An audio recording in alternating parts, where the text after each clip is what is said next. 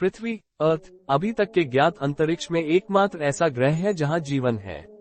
यहां जीवन के होने के कई कारक हैं। अपने सूर्य से उचित दूरी, पथरीला ग्रह, बहुतायत में तरल पानी, इस नीले ग्रह की मैग्नेटिक फील्ड, एक शानदार वायुमंडल जिसमें ओजोन परत जैसा सुरक्षा कवच जैसे गुण पृथ्वी को आवासीय ग्रह बनाते हैं। वहीं पृथ्वी की कई प्रक्रियाओं को कायम रखने में चंद्रमा, मून की भी भूमिका है। लेकिन नए अध्ययन ने सुझाया है कि किसी भी ग्रह का चंद्रमा अपने ग्रह में जीवन को पनपने देने में एक लाभकारी कारक हो सकता है। इस तरह चंद्रमाओं के जरिए ऐसे ग्रह खोजे जा सकते हैं जहां जीवन हो सकता प्लैनेट विथ लाइफ साइंस है।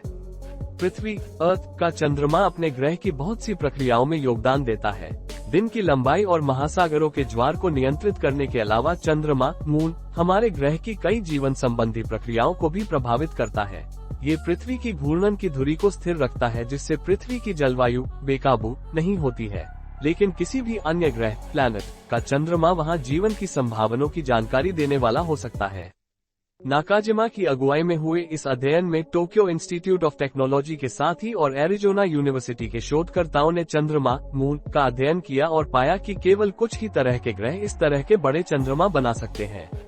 उन्होंने बताया, चंद्रमा की संरचनाओं को समझने के बाद हमें पता लगाने में आसानी हुई कि पृथ्वी अर्थ जैसे ग्रहों की खोज करते समय किन बातों का ध्यान रखना है। हम उम्मीद करते हैं कि बाह्य ग्रहों एक्सोप्लैनेट के चंद्रमा हर जगह होने चाहिए, लेकिन अभी तक हमें एक भी पुष्टि नहीं कर सके। लेकिन हमने जिन गुणों का पता लगाया है वे आगे की खोज में सहायक होंगे। बहुत से वैज्ञानिक मानते हैं कि प्रश्नवाचक चिन्ह पृथ्वी अर्थ का चंद्रमा, मून 4.5 अरब साल पहले पृथ्वी से एक बड़े पिंड के टकराव के कारण बना था। इस टकराव की वजह से पृथ्वी के आसपास एक वाष्पीकृत डिस्क वेपराइज्ड डिस्क बन गई थी, जिससे अंततः चंद्रमा बना। दूसरे ग्रह ऐसे चंद्रमा बना सकते हैं या नहीं, ये जानने के लिए शोधकर्ताओं ने कंप्यूटर इम्पैक्ट सिमुलेशन बनाए, जिसमें बहुत सी काल्पनिक पृथ्वी जैसे ग्रह अलग अलग भार के बर्फीले ग्रह थे। उन्होंने उम्मीद थी कि इन टकराव के नतीजों से ऐसी ही वाष्पीकृत डिस्क बनेगी। शोधकर्ताओं ने पाया कि पृथ्वी अर्थ के भार से 6 गुना ज्यादा वाले पथरीले ग्रह और पृथ्वी की आकार वाले बर्फीले ग्रह के टकराने से पूरी तरह से वाष्पीकृत डिस्क वेपराइज्ड डिस्क बनी।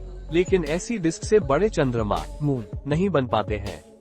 वाष्पीकृत डिस्क बनने के बाद समय के साथ वो ठंडी होती है और छोटे छोटे टुकड़े बन जाते हैं, जो बाद में मिलकर चंद्रमा बना सकते हैं। लेकिन पूरी वाष्पीकृत डिस्क में ये टुकड़े गैस बनकर ग्रह की ओर खींच जाते हैं। वहीं अधूरी वाष्पीकृत डिस्क में ऐसा खिंचाव नहीं होता है। शोधकर्ताओं ने नतीजे के रूप में पाया कि पूरी तरह से वाष्पीकृत डिस्क वेपराइज्ड डिस्क विशाल चंद्रमा, मून नहीं बना सकती है। ऐसे में ग्रहों के भार थोड़े कम होना चाहिए, जिससे ऐसे चंद्रमा बन सके।